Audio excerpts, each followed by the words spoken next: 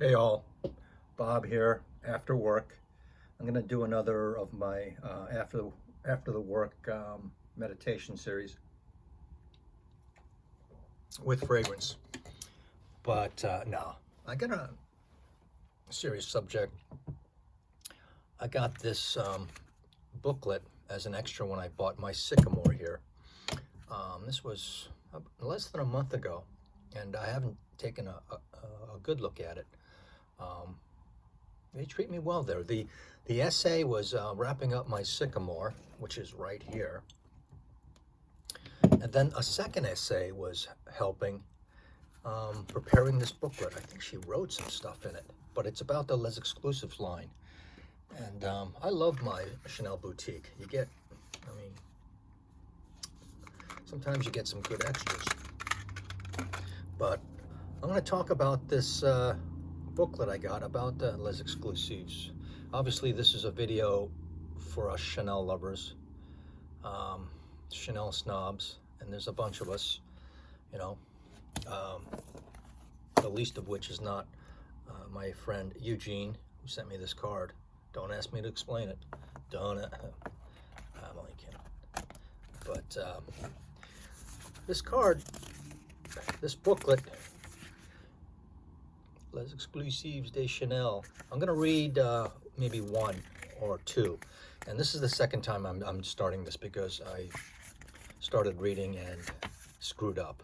So please, I'm not going to start it again. When I make pausing errors or reading errors, bear with me. But you know what I was looking through here? I was looking for Le Lion. I think I'm going to read this. I think I'm going to read Bois d'Azil. Russi, I'll come back with that. Definitely read that. Roucambon. You guys can speed this up. Coromandel, that's a classic. So maybe there's stuff in here that you know, we would like to hear. Bel Respiro, and I couldn't. Le Lion is not in here. 28 La Pausa. So not La Pausa, 28 La Pausa, which is gone. There's the sycamore I got. And Comet's not in here, but I really would want to hear some words on Le Lion, and looking through it before, it's not in here. 32. My dad was born in 1932. I strongly considered getting it. So, I'm going to read some of this. So, hang tight.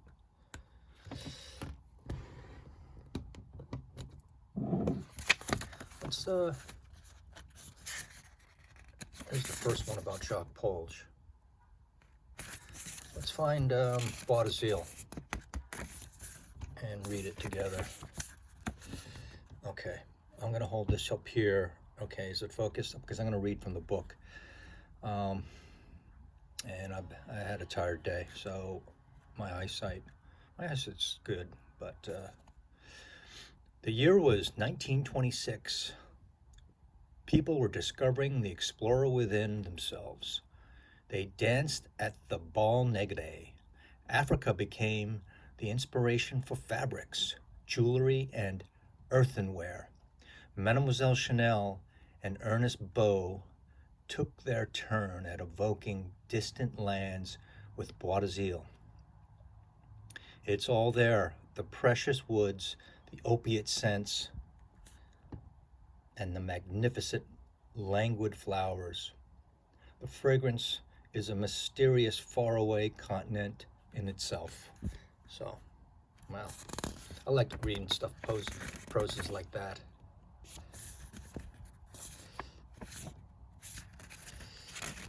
That can be better than Russi. Whoa.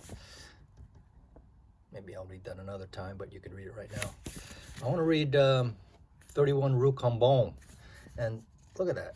Here, it's look the shiny labels that are pasted on the bottles themselves. It looks like, you know. All right. I'm going to read from the book. 31 Rue, the epicenter of the world of Coco Chanel, a place that harmoniously combined her need for simplicity with her taste for the Baroque. I'm not an expert on Baroque. It took the complex form of a beautiful chypre fragrance, to capture these contrasting passions, also present in haute couture. So let me read that again. Complex form of a beautiful chypre fragrance to capture these contrasting passions, also present in haute couture.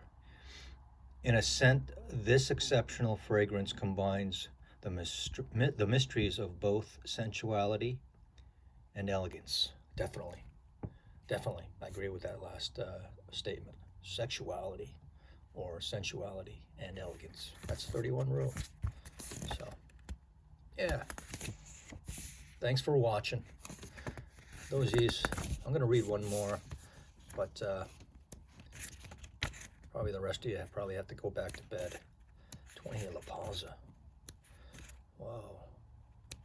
Beige, Jersey, 1932. Coromandel.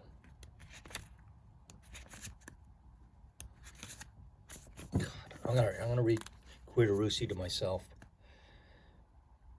The tumultuous events in Russian history offered Mademoiselle Chanel the opportunity to meet the Grand Duke Dmitri, who introduced her to an ingenious perfumer, Ernest Beau. Born and trained in Moscow in 1927, she worked with him. So Beau, he learned in Moscow. She worried. One eye is far and one eye is close. So I'm sorry. Excuse me. She worked with him to create Quiderussi.